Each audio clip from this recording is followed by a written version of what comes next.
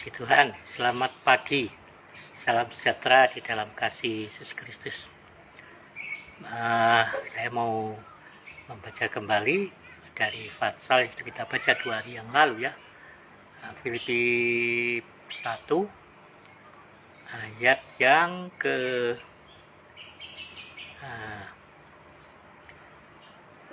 ayat yang ke 18 sampai ayat yang ke-22 ya. Filipi pasal 1. Tadi dari ayat 15 ya. Ada orang yang memberitakan Kristus karena dengki dan perselisihan, tetapi ada pula yang memberitakannya dengan maksud baik. Mereka ini memberitakan Kristus karena kasih, sebab mereka tahu bahwa aku ada di sini untuk membela Injil.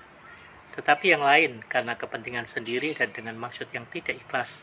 Sangkanya dengan demikian mereka memperberat bebanku dalam penjara. Tetapi tidak mengapa, sebab bagaimanapun juga Kristus diberitakan, baik dengan maksud palsu maupun dengan jujur. Tentang hal itu aku bersukacita dan aku akan tetap bersukacita.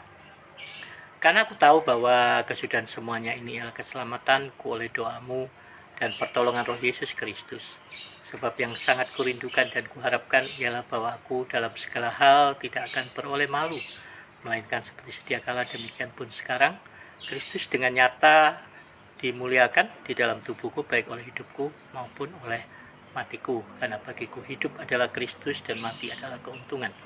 Tetapi jika aku harus hidup di dunia ini, itu berarti bekerja, memberi buah. Jadi mana yang harus kupilih, aku tidak tahu. Tuhan, tadi mohon maaf, tadi siarannya terputus. Saya ada di pemakaman Kristen Jalan Flores, melihat mengantarkan snack dan kopi untuk yang mengerjakan nisan ya, dari kakak ipar saya ya, dari istrinya Pak Adi Sugriwa. Oke, ya, jadi kuburan itu cepat sekali penuhnya, saudara ya. Wah, apalagi masa-masa sekarang ini banyak orang sudah pulang ke rumah Bapa di surga ya. Puji Tuhan.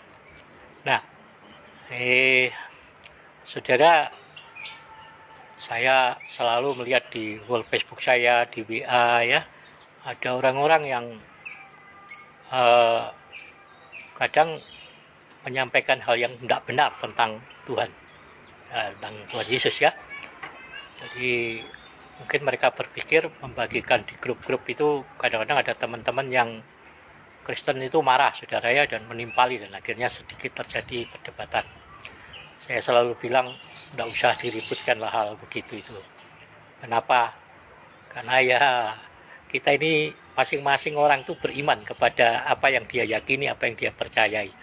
Tapi nggak ada seorang pun yang benar-benar tahu nanti kalau mati kemana, ya, saudara ya. Itu ya. Jadi buat saya, kita nggak perlu marah ketika orang menjelek-jelekkan Yesus. Ya, biarkan mereka punya pandangan sendiri tentang Yesus. Tetapi buat saya, ya, orang dengan maksud apapun, seperti kata Rasul Paulus, orang memberitakan Kristus karena dengki, karena kebencian, karena mencari keuntungan, bahkan juga ataupun karena kasih, ya, dan kejujuran, itu seharusnya buat saya ya, tidak masalah. Jadi saya nggak peduli kalau orang menjelek-jelekkan Kristus, menjelekkan Tuhan kita. Kenapa? Ya, saya nggak perlu membela Tuhan, saudara. Saya percaya Tuhan sanggup membela dirinya. Ya, jadi kalau Tuhan mau, saya selalu bilang ketika ada yang menyampaikan sama saya sambil marah-marah tentang hal seperti itu, saya selalu bilang nggak usah diurusin, nanti mati sendiri dia. Wah, kaget ya, saudara. Loh, masa mati sendiri? Ya mati, kalau udah umurnya selesai ya mati orangnya. Ngapain kok kita yang harus ngurusin? Ya, puji Tuhan. Jadi masing-masing jalanlah dengan keyakinannya sesuai dengan imannya masing-masing. Ya, seperti saya katakan, ya kita harus, tugas kita sebagai orang percaya itu menjadi saksi, ya, memberitakan Kristus. Tapi kesaksian yang efektif itu adalah kesaksian yang lebih dulu didahului, dibuktikan oleh kehidupan beriman yang benar. Nah, jadi kalau kita punya kehidupan beriman yang benar, saya percaya, saudara, ya, Saya percaya itu akan menjadi satu peluang, satu pintu untuk kita bisa memberitakan Injil, memberitakan kasih Yesus. Ya, saya sudah berapa kali ya Tuhan izinkan, Tuhan perkenankan saat orang melihat hal yang baik yang saya kerjakan, mereka bertanya tentang Yesus pada saya, saudara. Ya, jadi juga kalau ada orang beritakan Kristus karena maksud mau cari keuntungannya sendiri, ya silakan. Tidak usah diributin, saudara. Atau orang yang memberitakan Kristus karena kebencian. Saya sudah mendengar melihat berapa kesaksian orang-orang yang dulunya memberitakan Yesus dengan maksud kebencian, pada akhirnya beberapa dari mereka justru hatinya disentuh oleh kasih Kristus. Nah kan, Tuhan selalu punya cara, saudara. Dan Tuhan, saya percaya Tuhan itu melihat motivasi, maksud, tujuan orang. Jadi kalau ada orang seperti Rasul Paulus dulu memberitakan Yesus, mencari, mengejar ya dengan maksud kebencian justru untuk membunuh orang-orang pengikut Yesus. Tapi Tuhan tahu jauh di dalam lubuk hati Paulus ini, dia adalah orang yang mencintai Tuhan. Nah, jadi orang yang mencintai Tuhan di dalam buat saya, di dalam agama kepercayaan apapun, ya, itu akan melakukan hal yang benar menurut apa yang dia percayai. Tapi kembali berlandaskan di dalam hatinya, di dalam kasih yang terdalam, saudara. Saya melihat banyak orang yang tidak mengenal Tuhan justru banyak berbuat kebaikan, ya, dan tidak serta-merta membenci orang yang tidak seiman, tidak seagama dengannya. Ya. Jadi juga kesaksian dari guru besar Buddha itu, di mana dia banyak berbuat baik, dia bertemu dengan Yesus, dan Yesus katakan bahwa guru besar ini tidak jauh dari Yesus. Ya. Nah, jadi buat saya itu masing-masing urusan orang dengan Tuhan. Tapi yang penting diri saudara sendiri. Mari berikan kesaksian hidup yang benar, kesaksian beriman yang benar. Perlihatkan dulu kepada orang-orang di sekitar saudara bagaimana saudara mengiringi Yesus. Dan bagaimana saudara menikmati kebersamaan kasih, kebersamaan kemurahan, kebersamaan kasih karunia di dalam Yesus. Bila orang boleh melihat kasih saudara terhadap saudara yang lain, di mana kita mengikuti teladan Yesus untuk berbuat baik kepada semua orang, terlebih kepada kawan seiman. Jadi ketika kita mengerjanya, kita punya hati yang baik untuk berbagi, untuk melayani, berbagi kehidupan. Saya percaya Tuhan memperhatikan itu. Jadi saya sudah melihatnya, menyaksikannya, saudara-saudara saya, teman-teman, rekan-rekan sekerja yang mengiring Yesus, ya, dan mereka punya hati yang baik untuk mau berbagi kekayaan, berbagi kasih, melayani dengan kasih. Nah, saudara, ya tiap orang kan punya kesalahan, punya kelemahan masing-masing. Kita bisa aja katakan si itu memang baik tapi gini, si itu memang baik tapi gini. Ya, yang gini-gininya itu tidak usah disebutkan. Kita itu bicara kebaikan saja tentang masing-masing orang. Kesalahan-kesalahannya itu urusan dia sama Tuhan. Tidak usah kita yang menghakimi, saudara. Ya. Tapi saya melihatnya hamba-hamba Tuhan yang betul-betul punya hati baik untuk memberkati, melayani, tidak pelit untuk berbagi kekayaan yang Tuhan sudah karuniakan kepadanya. Itu loh. Waktu meninggal itu enak semua, saudara. Enak meninggalnya. Ya. Lempang-lempeng aja gitu ya. Bahkan berapa dari mereka seolah-olah ya. Mungkin bukan seolah-olah sih. Sepertinya sudah tahu waktu kematiannya. Ya, itulah saudara.